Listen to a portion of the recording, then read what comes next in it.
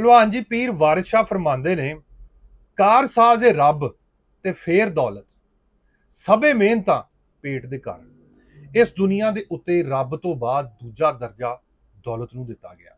ਵੀ ਜਿੱਦਾਂ ਕਿਸੇ ਨੇ ਕਿਹਾ, ਅਸੀਂ ਨਿਤ ਨਹੀਂ ਬਾਜ਼ਾਰੇ ਜਾਣਾ, ਮੁੰਡੇ ਨੂੰ ਲੈ ਦੇ ਨਾਸ਼ਪਾਤੀਆਂ। ਇਸ ਜਹਾਨ ਦਾ ਇੱਕੋ ਫੇਰਾ ਹੈ, ਪੇਟ ਨਾ ਪਈਆਂ ਰੋਟੀਆਂ, ਇਹ ਸਭੇ ਗੱਲਾਂ ਖੋਟੀਆਂ। ਭਲਵਾਨ ਜੀ ਤੁਸੀਂ ਕਦੇ ਢੋਲ ਵੱਜਦਾ ਸੁਣਿਆ ਜੀ? ਹਾਂਜੀ ਬਿਲਕੁਲ। ਕਿੰਨਾ ਰੌਲਾ ਪਾਉਂਦਾ, ਉਹ ਖਾਲੀ ਹੁੰਦਾ ਅੰਦਰੋਂ। ਇਸੇ ਤਰ੍ਹਾਂ ਖਾਲੀ ਪੇਟ ਆ, ਉਹਦਾ ਵੀ ਇੰਜੀ ਰੌਲਾ, ਉਹ ਨਹੀਂ ਉਹ ਕਿਸੇ ਦੀ ਸੁਣਦਾ। ਦੌਲਤ ਕਮਾਣੀ ਚਾਹੀਦੀ ਆ। ਅੱਛਾ, ਮੇਰਾ ਕੱਲ ਫੇਰਾ ਪਿਆ ਨਿਆਮੂ ਵਾਲੇ ਮੰਡੀ, ਕੁਰਬਾਨੀ ਦਾ ਜਾਨਵਰ ਮੈਂ ਵੇਖਣ ਗਿਆ।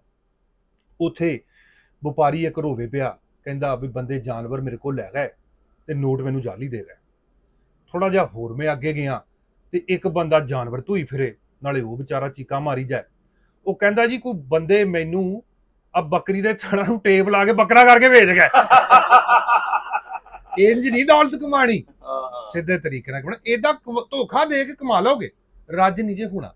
ਧੋਖਾ ਨਹੀਂ ਦੇਣਾ, ਮਿਹਨਤ ਕਰਨੀ।